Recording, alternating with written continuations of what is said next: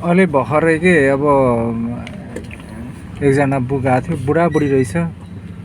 बुढाबुढी रहेछ भनेर झन् अब उहाँले तोकेको लोकेसन भन्दा पनि बढी 2-3 किलोमिटर बढी गइसकेको छ। मैले केही भनेको छैन, वेटिङ गरिदिएको छ माला किन्छु भनेर। ए म यस्तो मान्छे, म त्यस्तो मान्छे, ट्राफिकले समात्यो भने मलाई भन, यो भन, त्यो भन। मलाई कार्ड पनि दियो। कार्ड देखाउँदाखेरि यो मान्छे एकदम, यो अब नाम किन भन्ने, एउटा ठुलै मान्छे रहेछ होइन, गीतकार रहेछ पहिलाको मान्छे। बुढाबुढी भइसक्यो, बुढो भइसक्यो। अब अलिकति 2-3 किलोमिटर 4 किलोमिटर बढी गएपछि त बढी पैसा दिनु पऱ्यो नि होइन।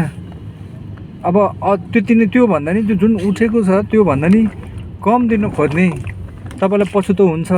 म यस्तो मान्छे, त्यस्तो मान्छे, म पैसा नखाई काम गर्ने मान्छे। तपाईँहरूको काभ्रेको मान्छेलाई सोध, हामीलाई के मतलब क्या? तिमी जोसुकै होस्, तिमी सङ्गीतकार होस्, गायककार होस्, वी डोन्ट केयर। हाम्रो ड्युटी हो, ड्युटी पुरा गर्ने हो कि।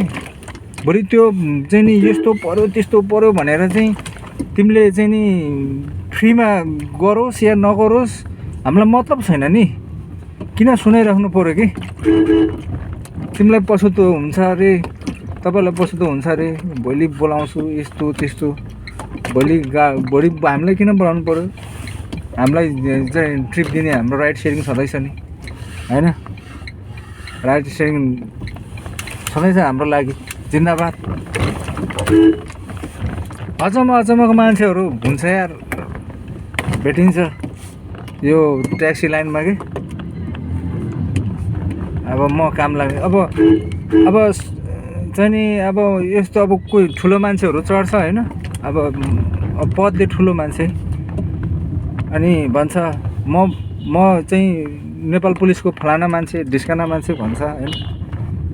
यहाँ वान वेमा जाउँ भन्छ क्या। म छु, चिर काट्दैन। म त्यो केटाहरूलाई म भनिदिन्छु, चिर खाँदैन, म जाउँ यहाँबाट छिरौँ भन्छ होइन। ए म यस्तो फलाना मान्छे, म भनिदिन्छु, म काङ्ग्रेसको मान्छे, म एमालेको मान्छे। तिमीले सोच्छ कि के आफूले सोच्छ चाहिँ के यार? अचम्म लाग्छ तिमीहरू।